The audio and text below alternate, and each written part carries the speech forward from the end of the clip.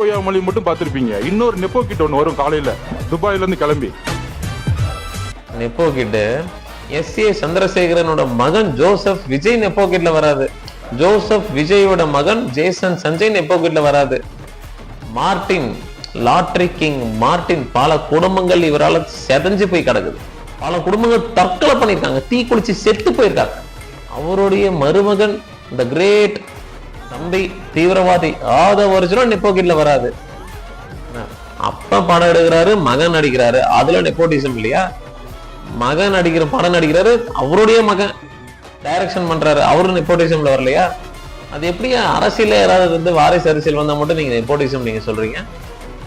நீங்களே நெப்போட்டிசத்தை பண்ணிட்டு நீங்க அடுத்தவங்களை நீங்க சொல்றீங்களே. மக்களால் தேர்ந்தெடுக்கப்பட்ட ஒரு சட்டமன்ற உறுப்பினர் தான் உதயநிதி ஸ்டாலின் அண்ணா அவர்கள். ஏன்னா உன் மாமனாரு எத்தனாயிரம் கோடி ரூபாய் ஊழல் பண்ணிட்டு கிட்டத்தட்ட ஒரு 10